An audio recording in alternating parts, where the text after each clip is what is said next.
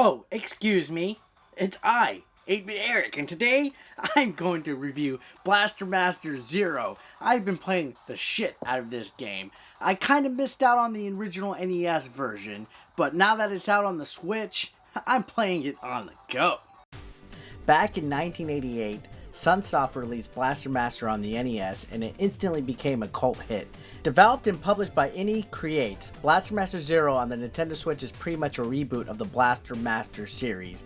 And now with it being released and remastered, essentially rebooted for everybody to enjoy on the Nintendo Switch, I think it's high time that we take a great fucking look at it. Because guess what?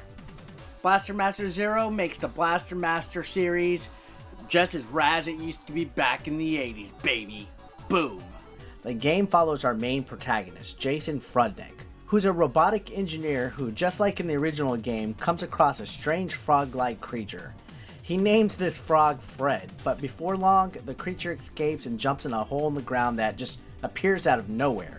For the most part, the charm and gameplay of the NES Classic is still here. Blaster Master Zero features two modes of gameplay just like the NES version. We have the overworld exploration elements, which are largely vehicle-based. You can take Sophia 3 anywhere in the screen, go underwater, jump, and shoot everywhere. You can tilt your main gun left, right, up, and diagonally. The only direction in which you cannot fire is down. Now, sorry to interrupt this review, but I've always wondered, is it Sophia 3? Sophia the Third? How do you pronounce it? I hope, obviously it's not Sophia the First. Do not get that confused. Alright, I know I'm probably not the first person to make that joke. Controls are pretty solid. Moving, shooting, and jumping around just feels very good. Sophia is a pretty legit tank. Definitely an underrated machine in the world of retro video gaming. Right next to the little ship thingy from, what's that one game? Fantasy Zone? Fantasy Island? The plane! Alright, I'll stop. The other game mode are on-foot missions where Jason must leave Sophia 3 behind and enter small caves and such. When Jason's out of the tank, he can take a considerable amount of fall damage, and it does take some time getting used to understand what heights you can jump from. Gonna be honest, the fall damage is kind of annoying, but I tend to stay inside of Sophia 3 a lot more than not, so it doesn't get me too often, but it is there and kind of a thorn in my side. Overall, the game has a Metroidvania style of gameplay that has you using both modes of play in order to explore, find upgrades, defeat bosses, and make your way to the next area. Now, for the most part, the charm and classic gameplay of the NES smash hit is still there.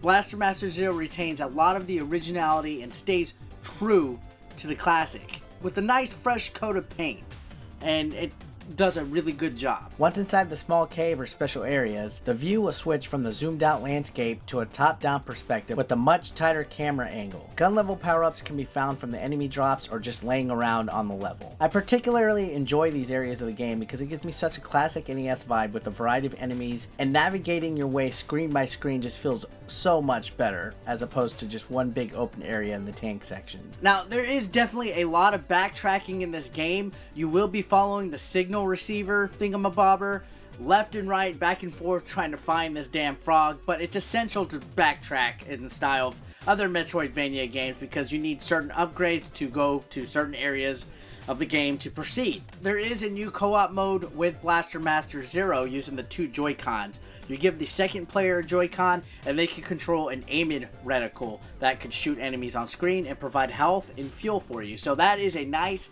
welcome addition. Also new to the game is a save feature that was missing in the original Blaster Master. These appear as portals throughout the game, and all that is needed to do is drive or walk over them. Now, I think the save points are a lifesaver. It makes this game so much more easier than the original NES counterpart.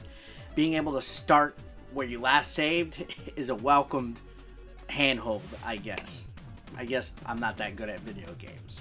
Blaster Master Zero is a good remake of a retro gaming classic that evokes the feeling of playing the original while making the game feel fresh and new. Alright, so overall, Blaster Master Zero, I definitely recommend it. I give it a solid 8 out of 10. If you're a retro gamer, it's a fucking nice title to play, especially since there's no virtual console as of this video. Blaster Master is a great NES title. Blaster Master Zero is a nice refresh of a throwback. It'll definitely give you something to play in between Zelda, and you'll enjoy it in the meantime. I've had a lot of blast playing it. In fact, I think it might even be better than the original. Is that blasphemy? Anyways, guys, thanks a lot for watching. I'll see you next time. Peace out.